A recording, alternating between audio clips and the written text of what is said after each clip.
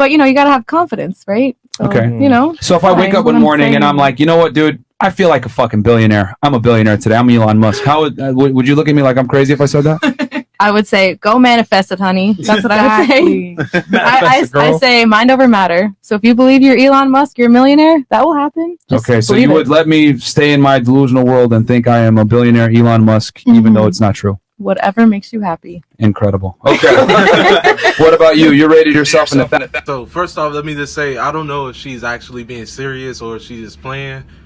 So I'm just gonna not take it seriously, but I do want to use this as an opportunity to speak about something that I see a lot up in the spiritual community.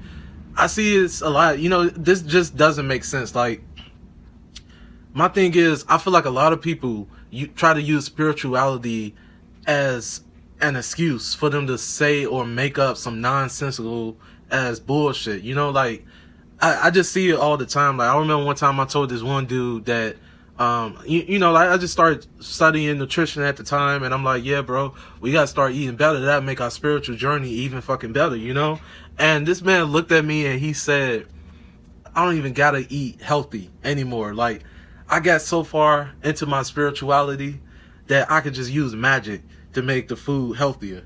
And I'm like, okay, I can't talk to this motherfucker about this no more. Like, bro, like, what are you even talking about?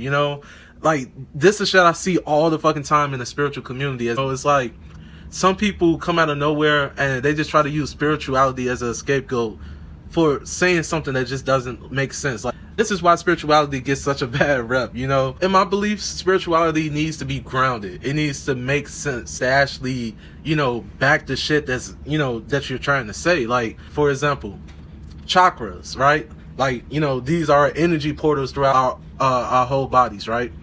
But when you look at it from a scientific standpoint, it still holds up.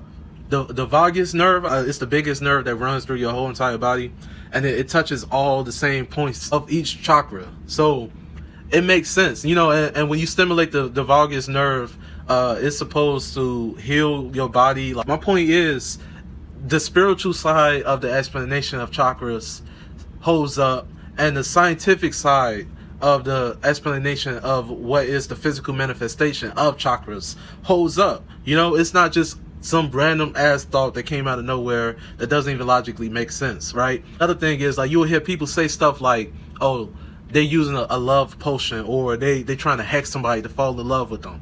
Another thing that is not possible. This is not possible because human beings have free will. All right, we can't make somebody fall in love with us with potions or putting a curse on them, a hex on them, whatever the fuck you want to call it. Look, it's not possible. There's certain things that we are limited to in these physical bodies.